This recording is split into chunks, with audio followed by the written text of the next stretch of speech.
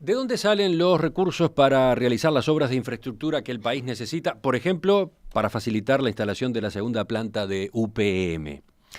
Esa pregunta suele desvelar a los políticos en estos momentos de rendición de cuentas y cuando el déficit fiscal apremia.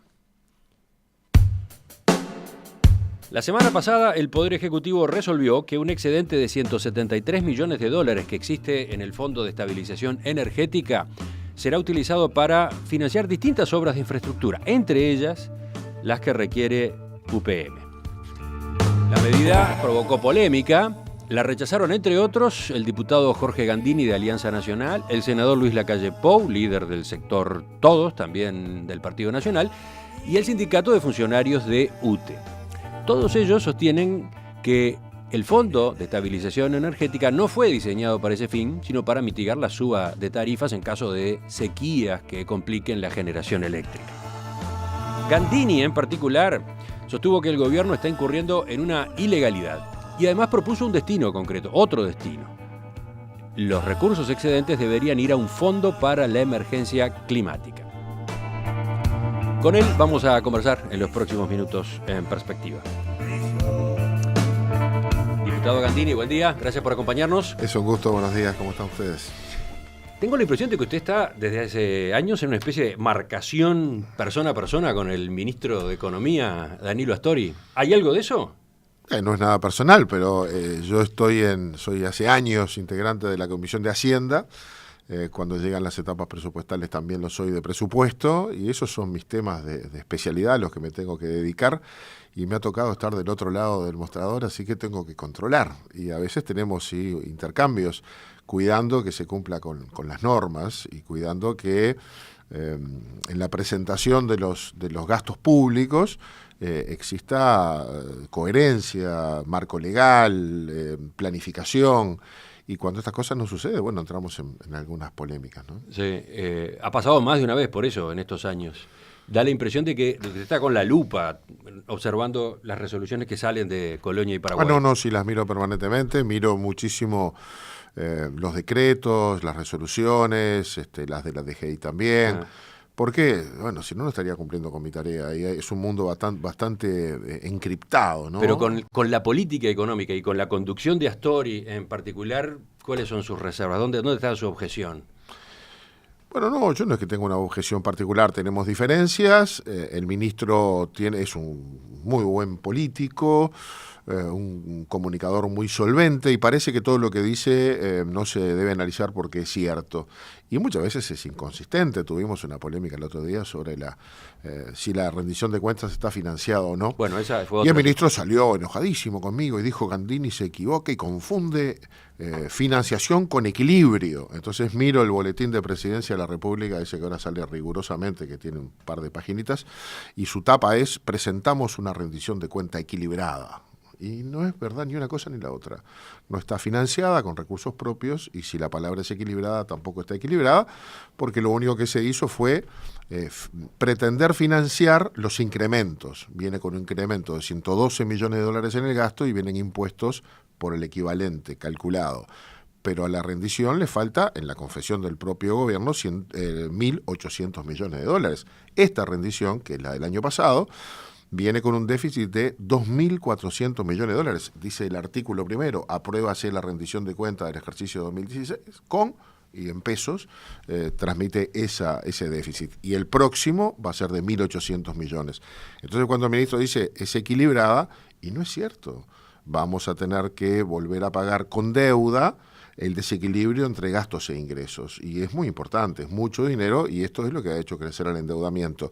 Si yo le digo que este año vamos a pagar en el entorno de 1.500, casi 1.600 millones de dólares solo de intereses, de una deuda pública que cuando el Frente Amplio estaba en la oposición era inmoral, así se decía, y ya se ha duplicado, en los mejores años de la economía se ha duplicado, y la tenemos que pagar rigurosamente, y la pagamos porque la contraemos. Ahora se dice que es soberana, porque la vendemos directo, pero la pagamos con muy buenos intereses. Bueno, ese es un tema que el país tiene que analizar, porque vivimos generando deuda para tapar el agujero. Ese fue mi debate en estos días, ¿no? Vayamos al nuevo, vayamos al que elegimos para esta entrevista y la introducción que yo hacía recién. Ubiquemos al Fondo de Estabilización Energética. Es un instrumento que fue diseñado para mitigar subas de tarifas eléctricas cuando se registran sequías. Fue creado al gobierno de José Mujica, al comienzo del gobierno de José Mujica, en el artículo 773 de la Ley de Presupuesto del año 2010. Así es como un ahorro, ¿verdad? Todos pagamos un poquito más en la tarifa energética, ese dinero va a un fondo que si no se usa se acumula y puede acumular hasta 500 millones de dólares, está en UI, pero más o menos 500 millones de dólares, es el máximo. Si tuviéramos un problema climático, entonces habría que prender la central Valle y habría que prender las centrales térmicas. Estas son muy caras porque consumen full oil y esto dispara los números de UTE. Si no existiera el fondo, habría que subir la tarifa en esos meses y quizás después bajarla. Para que eso no suceda, el fondo actúa ahí como regulador. Sí, usted destaca que se financia con una parte de lo que el cliente de UTE paga. Claro.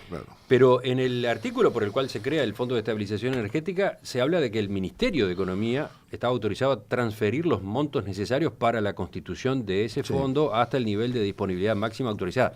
Como que en el arranque hubo o podía haber dinero proveniente del Ministerio. Después viene el decreto reglamentario que establece que una parte de lo que UTE envía al Poder Ejecutivo como dividendos, como ganancias, el Poder Ejecutivo lo puede trasladar para cubrir con esa obligación, que es lo que se ha venido haciendo. No sale dinero, digamos, de otros rubros de rentas generales, sino que del mismo que envía UTE como ganancias se ha ido alimentando ese fondo. Otra precisión, el Fondo de Estabilización Energética no es de UTE.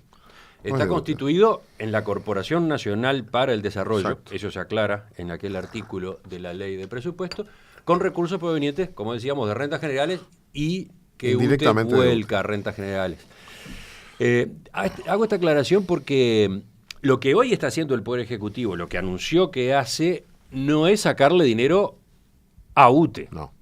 De hecho, según la ley, es el Ministerio el autorizado a transferir los fondos necesarios, etcétera, ¿no? Formalmente no es así, no es un recurso de UTE. En términos reales sí, porque ese fondo se va alimentando sobre todo los años que UTE tiene ganancias. Si no, el Poder Ejecutivo no está obligado a transferirle al fondo. Por eso el fondo no tiene los 500 millones, tiene 300 aproximadamente. Es un dinero que UTE aporta con ese destino y se triangula a través de rentas generales, va a ser administrado por la CND y tiene como destino volver a UTE cuando UTE lo necesita para equilibrar sus tarifas. Bueno, vayamos a la discusión. Usted sostiene que el Ministerio de Economía necesita una ley para dar el paso que ahora necesita dos leyes. Primero necesita una ley que le permita utilizar esos recursos para otro fin, porque el Fondo de Estabilización Energética tiene un solo fin creado por ley, que es utilizar esos recursos para los momentos de crisis energética. No tiene otra, no hay otra posibilidad, no le puede echar mano. Puede cambiar la ley y el Frente Amplio tiene mayorías. La otra ley que necesita es la de darle destino. El ministro no puede decir, bueno, ahora tengo 173 millones de dólares y los voy a poner para hacer infraestructura para UPM. ¿Por qué? ¿Quién le dijo? Para eso están las leyes presupuestales, para eso están las rendiciones de cuentas, que son las que asignan los recursos públicos. Pero vayamos por parte. Usted hablaba de dos leyes, que se necesitarían dos leyes. Una para cambiarle el destino a ese dinero, y ahí entonces tenemos un recurso nuevo, hay un recurso disponible.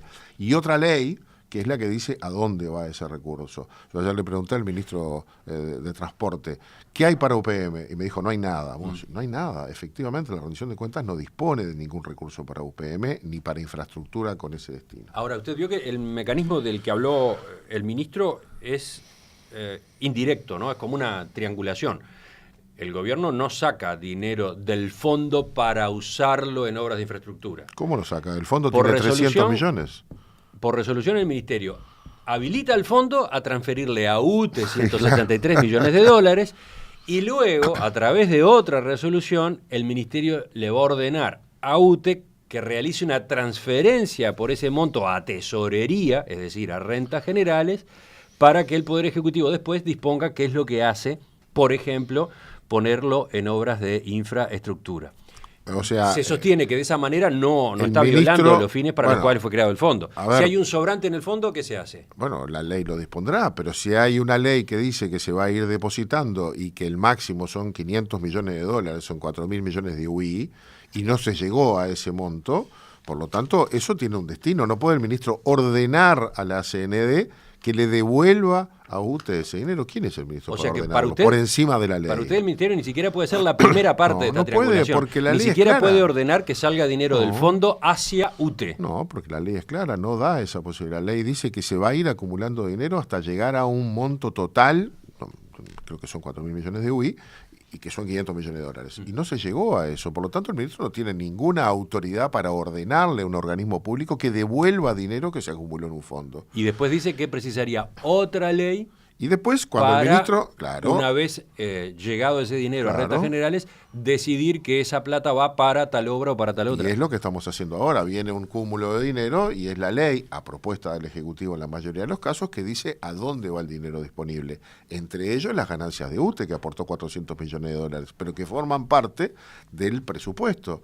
Van a, digamos, atender las demandas que el gobierno tiene, que el Estado tiene. Y es la ley la que asigna el recurso. Cuando el ministro dice, quiero hacer determinadas cosas, asignan los recursos o reasignan los recursos de un lado al otro.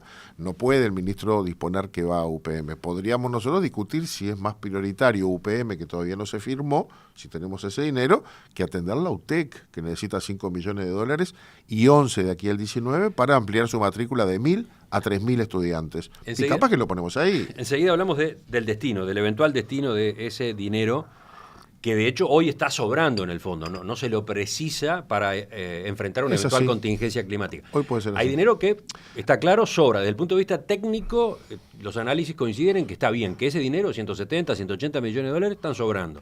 El punto es a qué se lo destina. Ahora hablamos de eso. Pero antes, otra pregunta. Esto mismo que usted ahora cuestiona, ya se hizo una vez por lo menos, ya se hizo el año pasado. Es verdad. En ese caso se derivó recursos del Fondo de Estabilización Energética a OCE. En 2016 el Ministerio dispuso que se retiraran menos dinero, 18 millones de dólares del fondo para el pago de amortizaciones de inversiones de OCE. Y fue la misma triangulación, digamos, ¿no? Del Fondo de Estabilización Energética a UTE y luego de UTE a rentas generales y de rentas generales, bueno, a OCE. ¿Usted en aquel momento criticó ese paso? Estábamos distraídos. No, de verdad, no advertimos. Claro, esto fue más notorio porque el ministro lo anunció, en aquel momento lo anunció como encontré plata, ¿no? Tengo plata.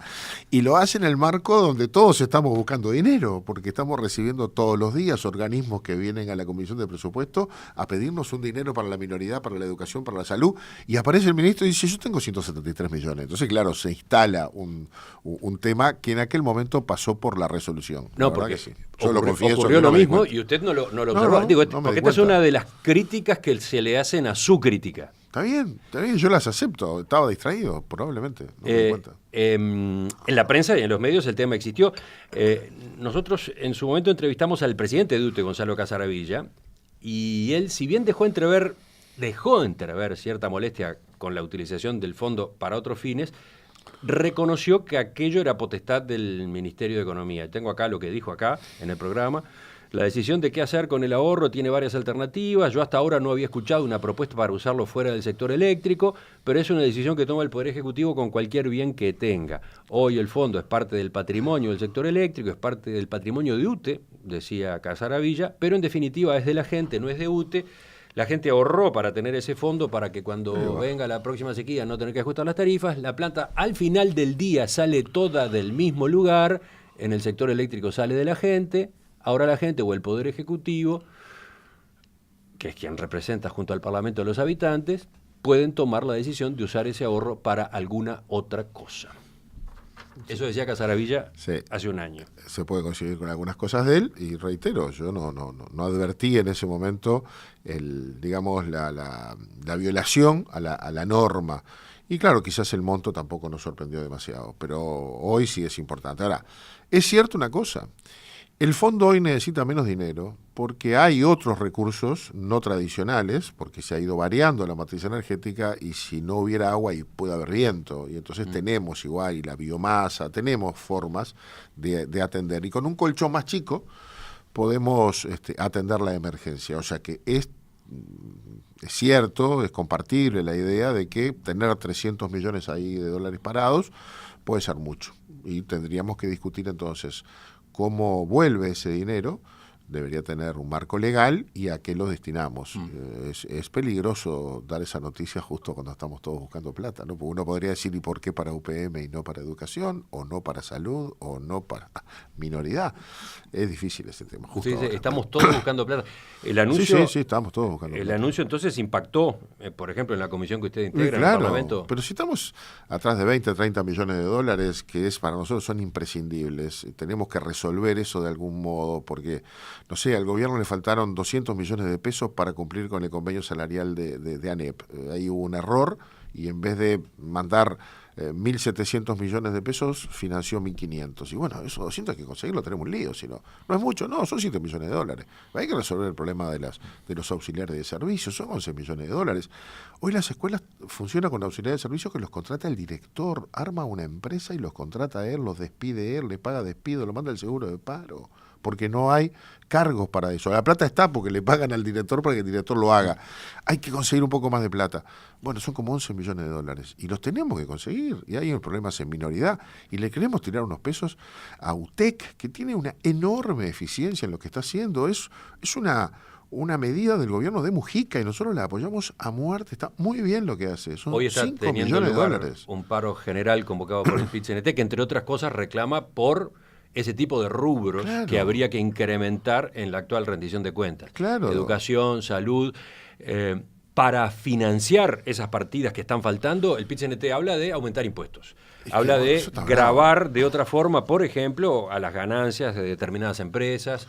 Va por el lado tributario. Claro, lo que pasa es que también el PIT-CNT después reclama trabajo, empleo, y el empleo tiene una lógica, y la lógica es que el Uruguay sea competitivo, que digamos los costos impositivos, salariales de sus insumos y tarifas tengan razonabilidad con respecto a la inversión que se hace. Y si no, la inversión se va por otro lado.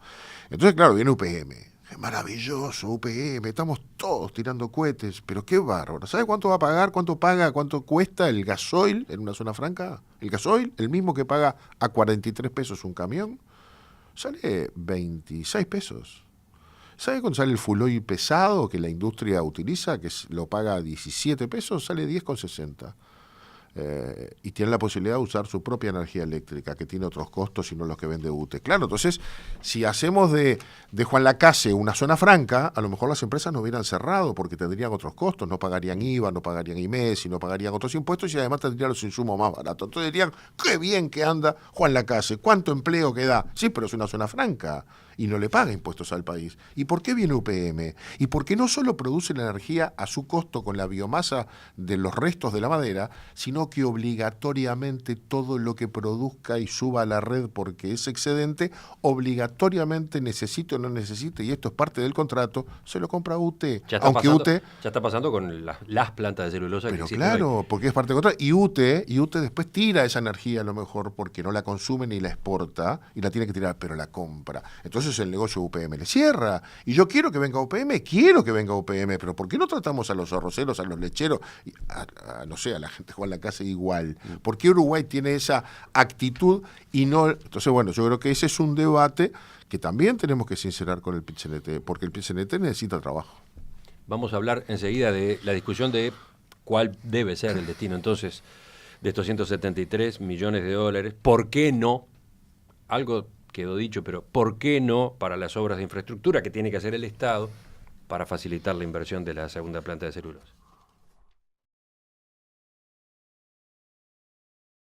Las obras de infraestructura vial que el Estado debe encarar para facilitar la segunda planta de UPM serán financiadas, por lo menos en parte, con un excedente de 173 millones de dólares proveniente del Fondo de Estabilización Energética.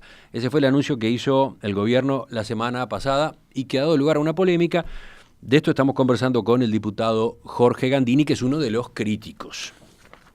Diputado Gandini, vayamos a la otra parte del debate. Primero veíamos si se necesitaba ley o leyes para hacer esto que el Ministerio de Economía anunció. La otra parte de la polémica es, bueno, ¿y a dónde iría, si se generaran esas leyes, este dinero? Una de las alternativas que se ha planteado es destinar esos recursos a bajar las propias tarifas de UTE. De eso habló, por ejemplo, el senador Luis Lacalle Pou, incluso desde AUTE, el sindicato, se ha hablado del tema. Cuando lo entrevisté el martes en Telemundo, el ministro Astori rechazó esa posibilidad, explicó que el dinero que se dispuso a retirar del fondo no puede ser dedicado a gastos permanentes. Se trata de un fondo que no puede ser dedicado a gastos permanentes, ni a efectos fiscales permanentes, porque un fondo es una suma de dinero, en este caso de recursos financieros, que se constituye y se usa por una sola vez. Por algo es un fondo. Por lo tanto, a nosotros nos parece fundamental ligarlo con un efecto permanente de mediano y de largo plazo de la sociedad uruguaya, como es, por ejemplo, el financiamiento de infraestructura. ¿Qué dice usted, diputado, de ese argumento? Que hay parte y parte, que si mira para atrás es correcto. Tenemos un monto de dinero, 170 millones de dólares, lo tenemos por una vez, entonces hay que usarlos en gastos por una vez. Puede ser infraestructura, educativa, de salud. A ver, yo le podría decir, ¿y por qué no lo usamos para el hospital de clínicas? Ya lo hacemos de vuelta, sobra plata. O le podría decir, ¿y por qué no agarramos 40 de esos 170 millones de dólares y le pagamos la deuda a los judiciales? Que decimos que no se la pagamos porque no tenemos plata. ¿Cómo? ¿Ahora hay plata? Es por una vez, por ejemplo. No, se lo digo porque y después ese argumento de Astori es interesante teniendo en cuenta lo que usted mencionaba hace un rato, de que en la discusión del proyecto de rendición de cuentas hoy está todo el mundo buscando plata, ¿no? Claro, pero mucha de esa plata se necesita para sueldos, por ejemplo. Eso no es pero otra se necesita para gastos por una vez. Pero otra cosa es hacia adelante. Bueno, si el fondo tiene suficientes recursos hoy por todos los argumentos que ha dado el propio ministro Astori, no se requiere seguirlo alimentando, le sacamos ese dinero, queda con 120 millones de dólares y es un colchón que alcanza. Bueno, entonces, como dice Lacalle Pou, lo que iba para allí, bajémoslo de tarifa. Capaz que poquito, es poquito, pero poquito sirve. Pero eso no entra dentro del razonamiento del ministro Astori, por lo que dijo recién. No entra, pero a ver, son como dos momentos. Con lo que ya tengo acumulado, lo debería utilizar para algún destino que con ley me permita usarlos para una vez. Yo había propuesto un fondo que no es para la sequía, sino que para las inundaciones, un fondo de emergencias climáticas. Puede ser también. O sea que en esa parte usted coincide con Astori. Coincido. ¿Qué hacemos con esto? Le damos un destino por ley que puede ser a varios destinos, porque es mucho dinero. Yo creo que para un fondo para atender la emergencia climática con 30 millones de dólares tenemos un colchoncito interesante por si nos pasan cosas como las de Dolores o como la de San Carlos, que fueron las que motivaron un proyecto de ley que ahora hay en el Parlamento. Pero para adelante no tenemos que decirle a UTE que siga juntando, que siga separando para trasladarle al Poder Ejecutivo para que éste lo ponga en el fondo hasta llegar a los 500 millones de dólares. Podemos decirle a UTE, baje las tarifas en la cuota parte correspondiente de lo que usted trasladaba. Son dos mecanismos. Dos mecanismos para distintos. adelante bajamos y para atrás lo usamos. Porque si no sería tomar ese dinero y distribuirlo en la tarifa. Lo distribuimos en la tarifa por una vez. Se nos acabó el dinero, tenemos que subir la tarifa. Entonces, lo que sobra, pongámoslos en algo que la sociedad necesite. Y para adelante, bajemos un poquito la tarifa, porque todo eso al final recarga una tarifa que es de las más importantes, yo creo que en la región, la más cara de todas, ¿no? Pero usted está de algún modo diciendo que funcionan coordinados, su planteo y el de Lacalle Pou, que pueden funcionar coordinados. Pero es que todo el mundo se plantea de por qué... la primera cosa que uno se pregunta es por qué... El planteo de Lacalle Pou de otra manera, de que se iba a destinar los 170 millones de dólares a bajar la tarifa. No sé, yo también se puede hacer, pero lo que pasa es que se le acabaron los 170 millones de dólares, que usted la baja y dice, bueno, este mes o estos meses voy a bajar un 10% de la tarifa hasta que se me acabó la plata y después la tengo que volver a subir.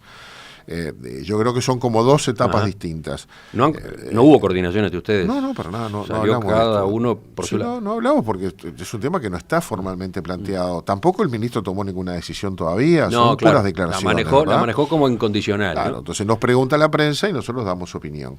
Pero yo creo que las dos cosas son posibles. La que plantea la calle Pou está dentro de lo que nosotros venimos planteando, y a veces nos preguntamos mucho por qué en la tarifa las empresas públicas incorporan un precio impositivo que trasladan como ganancia al gobierno. Usted mira la rendición de cuentas y entre los ingresos está previsto 1 punto del Producto Bruto, o sea, 500 millones de dólares de ingresos de las ganancias de las empresas públicas. La empresa pública UTE tiene que dar ganancias. Uno se tiende a pensar que la empresa pública UTE debería incorporar en su tarifa todos sus costos, más todos aquellos recursos que necesita para reinvertir y mantener a la empresa al día y de punta como tiene que estar. Pero su tarea no es dar ganancias. Si dio ganancias, la tiene que distribuir entre sus dueños, que son los clientes, somos nosotros, y bajarnos la tarifa. Capaz que en forma diferencial, le puede bajar más a los que menos tienen, pero también le puede bajar más a algunos sectores de la industria que requieren competitividad y que si no se nos van los inversores, no sé, a Paraguay, donde sale más barata la energía, ¿no? Eso es interesante, pero como usted mismo remarcaba, tiene que ver con la tarifa de UTE de ahora en adelante. Volvamos, y para terminar, a qué hacer con estos 173 millones de dólares que están hoy de excedente en el Fondo de Estabilización Energética. Usted propuso un fondo para atender la emergencia climática. Por ejemplo, catástrofes como la que se dio en Dolores, exacto, inundaciones, pero usted mismo decía, no se precisan 170 para eso. Exactamente. Y entonces ¿Por qué dije yo eso? Porque en la Comisión de Hacienda tenemos un proyecto que está firmado por legisladores blancos, colorados, independientes y del Frente Amplio, que surge como motivado por las inclemencias, los problemas climáticos que hubo en San Carlos, por eso está la firma de algunos diputados de Maldonado, creando un fondo de emergencias climáticas, porque lo hay, porque la gente a veces dice, pues ya existe. Sí, hay uno con destino a la granja, ¿verdad? Que tiene que ver con cómo afecta. Ahora, ese fondo, entonces, bueno, tengo un fondo acá, me sobra dinero, aprovecho, porque nunca tenemos plata, y pongámosle dinero a ese otro fondo y no andamos siempre pidiendo colchones. Bien. Tenemos cómo salir adelante. Ahí podría ir una parte de estos 170 millones de dólares. Pero ¿por qué no? ¿Por qué usted rechaza que otra parte, buena parte, vaya a estas obras que el Estado tiene que hacer para la infraestructura que requiere la planta de UPM? Yo no rechazo, yo ejerzo mi absoluto derecho que es intransferible. Estoy obligado a decirle al ministro, eso es tarea mía, señor ministro, no es tarea suya. Yo soy parlamentario, me eligieron para eso. Yo y otros 98 en la Cámara de Diputados y otros 30 en el Senado. Pero yo me coloco un minuto en el lugar del ministro, voy hasta ahí, hasta Colonia, en Paraguay, y digo... Te venís enseguida. El Estado tiene que invertir más de 1.000 millones de dólares en carreteras, red ferroviaria, etcétera. Más de 1.000. Bueno, por lo menos acá tengo, supongamos, si sacamos lo del Fondo de Emergencia Climática, acá tengo 140 millones de dólares, menos deuda, etcétera. ¿Por qué no? Está bueno, porque es cuando el Estado deja de ser una palabra abstracta y lejana y pasa a ser yo con mi factura de UTE, termino pagando UPM. No, yo no quiero pagar UPM con mi tarifa de UTE. Pero a donde voy es a lo siguiente.